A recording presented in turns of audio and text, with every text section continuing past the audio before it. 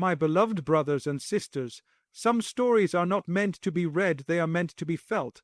Some lives are not merely recorded in books, they beat like a heart inside the Ummah. And among the greatest of these stories is a love so pure, so sacred, and so drenched in barakah that the angels honored it and the heavens witnessed it. It is the story of Ali R.A. and Fatima R.A., a marriage born from purity, tested by hardship, strengthened by faith, and concluded with a pain that even the strongest of hearts would tremble to feel. Today, I want to take you on a journey from love to loss, from their first smile together to the moment Ali R.A. stood alone, holding the memory of the one who completed his soul. Their marriage was not built on wealth, luxury, or the comforts of this world. It was built on a purity that makes the heart tremble even today. When we look at the union of Ali R.A. and Fatima R.A., we are not looking at two ordinary individuals coming together. We are witnessing a marriage that was shaped by faith, molded by humility, and illuminated by the pleasure of Allah. It is a story that teaches us that love rooted in sincerity survives what wealth can never protect. Ali Ra, at the time of his proposal, had almost nothing to offer in worldly terms. He did not walk into the presence of the Prophet with bags of gold, a decorated caravan, or a long list of possessions. He walked in with a heart full of faith and a soul filled with modesty. His dowry was not impressive by material standards, it was simply a shield. But that shield symbolized something far greater. It represented his courage, his loyalty, his sacrifice, and his readiness to take responsibility. It was a reminder that a marriage is not built on the price of a gift, but on the sincerity of the heart that gives it. And Fatima R.A., the daughter of the Prophet, the leader of the women of Jannah, could have been married to any man of status, wealth, or influence, yet she chose the one whose heart was closest to Allah. She chose the man who stood by her father in every battle, who slept in the Prophet's bed on the night of the Hereafter, and who never hesitated to give his life for the truth. She did not seek a husband who could give her comfort in dunya. She sought a man who would walk with her toward Jannah. Her decision teaches us that true worth is not measured by bank accounts or property, it is measured by character, taqwa, and the condition of one's soul. Their marriage shows us that when two hearts meet for the sake of Allah, everything else becomes secondary. Their home was simple, almost shockingly simple by our standards, yet their hearts were overflowing with contentment. They did not compete with people for status. They competed with themselves for righteousness. Their wealth was not in their pockets, it was in their faith. And that faith brought a sweetness that no amount of luxury could ever match.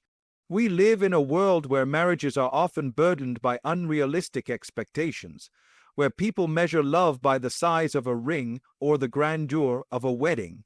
But the marriage of Ali R.A. and Fatima R.A. reminds us that when you remove extravagance, what remains is sincerity. When you remove expectations, what remains is gratitude. When you remove ego, what remains is peace. They teach us that the foundation of a blessed marriage is not found in material abundance, but in spiritual depth. Imagine the scene when Ali R.A. first approached the Prophet for the proposal. He was nervous, shy, unsure of himself. Not because he doubted his love, but because he had nothing material to offer. And yet, the Prophet, with his profound insight, saw the purity in his heart. He saw the man Ali R.A. would become a leader, a warrior, a scholar, a pillar of the Ummah. He saw that Fatima R.A. was not marrying a man of wealth, she was marrying a man of destiny, and Fatima R.A., who grew up seeing her father's simplicity, understood that wealth does not guarantee happiness. She lived through hunger, through sacrifice, through nights when there was nothing to eat but faith itself. So when she married Ali R.A., she did not enter a home filled with comfort, but she entered a home overflowing with barakah. Their marriage teaches us a divine truth. When Allah places barakah between two hearts, even poverty becomes a garden of contentment. But when a marriage is built on wealth without sincerity, even a palace feels empty. Ali R.A. and Fatima R.A. found in each other what many people spend lifetimes searching for, a companion who brings them closer to Allah. Their purity is a reminder that when love begins with Allah, it never truly ends. The home of Ali and Fatima was simple, astonishingly simple, yet it carried a light that generations after them still feel. Their walls were not decorated with embroidery or carved from fine wood. Their home did not echo with the footsteps of servants, nor was it made fragrant with exotic scents brought from distant lands. Instead, it held something far more powerful, the presence of two hearts deeply connected to Allah, two souls whose sincerity illuminated an entire Ummah. What did their home look like? A small space with a door made of date, palm branches, a simple mat rough to the touch made from palm fibers, a grinding stone, a water skin, a jar, a small pillow stuffed with wool. This was not a palace by any measure. In fact, many people today would consider these belongings insufficient for even a day's comfort. But Allah placed sakina, tranquility, in that simplicity, and where Allah places tranquility, no luxury can compare. The beauty of their home was not in its furniture, it was in its essence. Every corner of that small living space witnessed worship. Every breath within its walls was laced with remembrance of Allah. Every night held dua, every morning held gratitude. This was a space where angels descended, where sincerity lived, where the daughter of the Prophet and the Lion of Allah built a life with nothing but purity. Imagine Fatima, the leader of the women of Jannah, grinding grain with her own hands until her skin blistered. Think of Ali, one of the greatest warriors of Islam, carrying water on his back, the rope leaving marks across his chest. Their physical hardships were real, but their hearts were rich beyond measure. Because their richness came from contentment, reader, the kind of contentment that only those close to Allah can taste. Their home was the training ground for some of the most beloved hearts in this Ummah.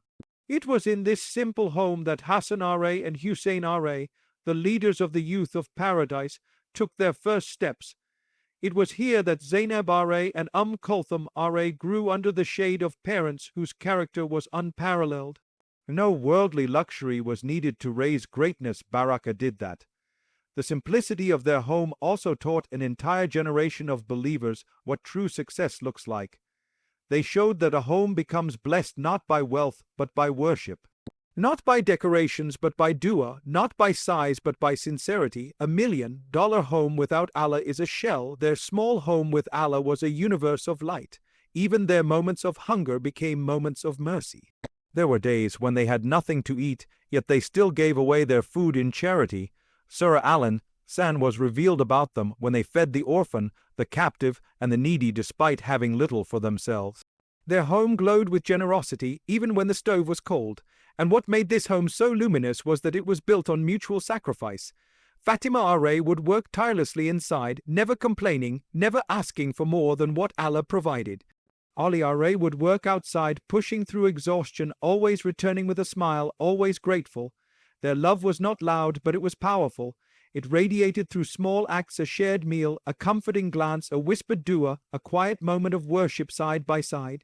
If today someone entered their home, they might say, "There is nothing here," but the angels would say, "There is everything here," because homes are not measured by what is seen with the eyes, they are measured by what is felt with the heart.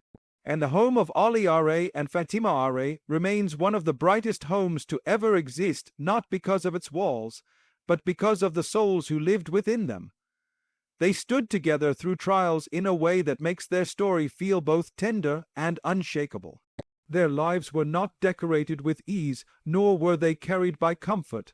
From the first days of their marriage, Ali and Fatima faced challenges that would have broken many couples. Yet instead of pulling them apart, every hardship wrapped their hearts more tightly around one another. Their trials did not weaken them, they refined them. Imagine the earliest days of their life together. There were nights when hunger visited their home more than food did. There were days when their bodies were exhausted from labor, yet they still offered gratitude to Allah. Trials were not guests they avoided. Trials were companions they learned from. When hardship knocked on their door, they did not blame each other, nor did they complain about the life Allah had chosen for them. They understood that life is a journey of tests, and that facing them together was a blessing, not a burden. Fatima, the beloved daughter of the Prophet, had seen hardship her entire life. She had watched her father endure persecution, hunger, insults, and physical harm. She grew up in a home where patience wasn't a theory, it was the air they breathed. So when she married Ali Are, she did not expect luxury or comfort. She was prepared to continue walking the path of sacrifice. Ali Ra, the warrior whose strength struck fear into the hearts of enemies, had moments where life pressed heavily on him. Yet inside his home he was gentle. He carried water, gathered wood, and supported Fatima Are with a softness that came from deep love and humility. He fought battles outside, but returned home to fight a different kind of battle, the battle of responsibility, care, and compassion. One of the most beautiful examples of how they stood together through trials is found in their shared poverty. They did not have servants to help them. They did not have gold to cushion life's difficulties. When Fatima Are would grind grain until her hands blistered, Ali Are noticed her pain, not her duty. When he would come home with lines of fatigue etched across his face, she noticed his struggle, not his shortcomings. Their eyes were trained to see each other's effort, not each other's faults.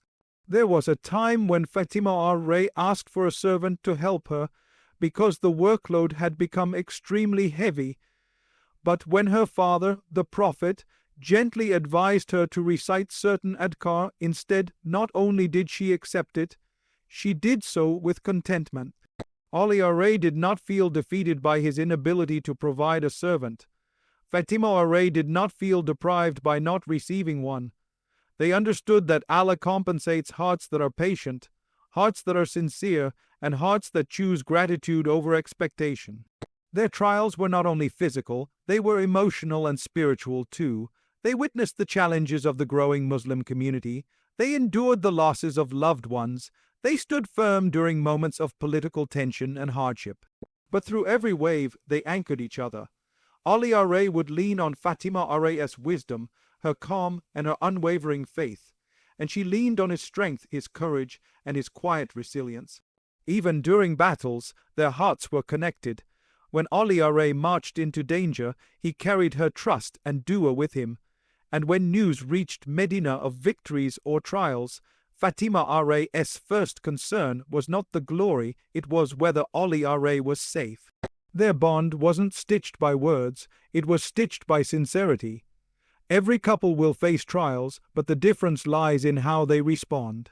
Ali Are and Fatima Are teach us to walk through hardship as allies, not opponents, to use trials as opportunities to strengthen, not shatter, and to remember that the closer a couple stands to Allah, the closer they naturally stand to each other.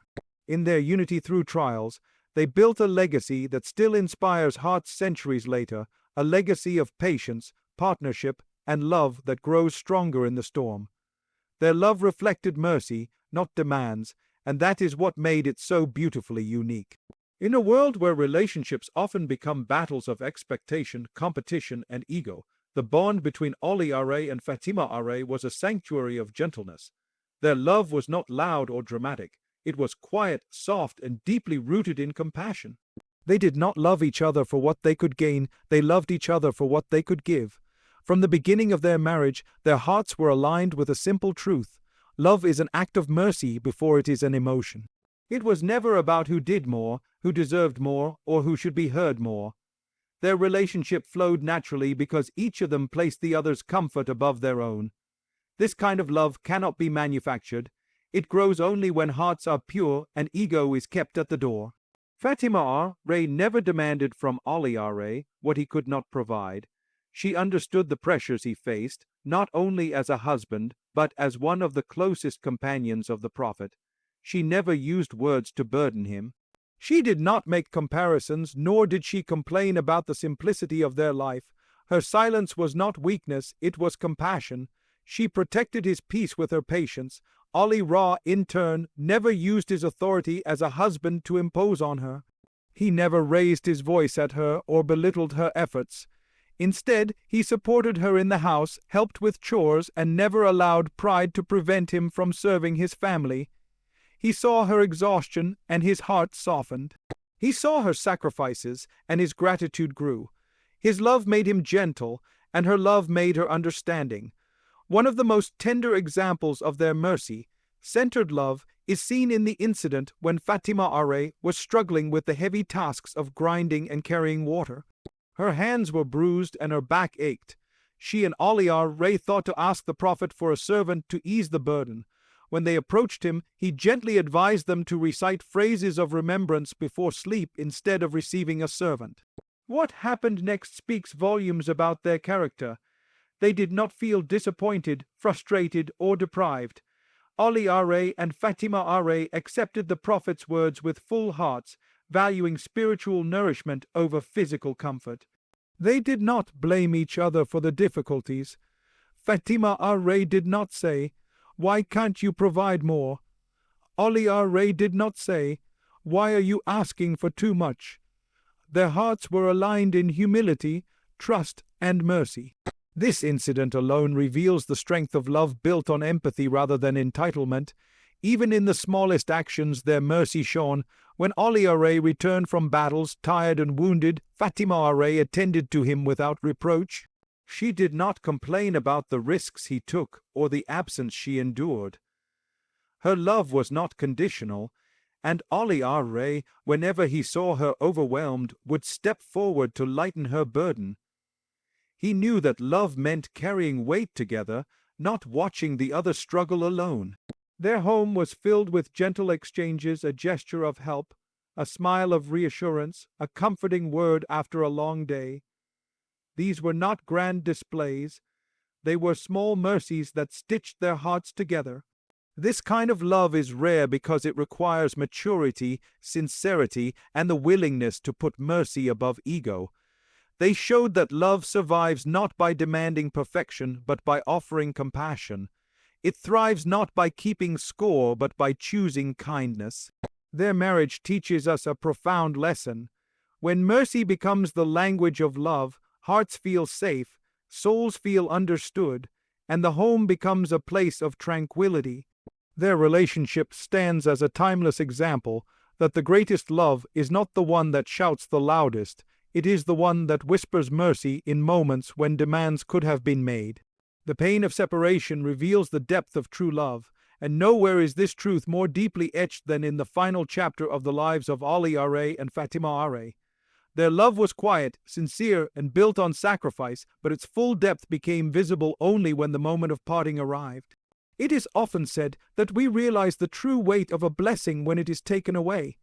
And Ahlul realized the immeasurable value of Fatima the day she returned to her Lord.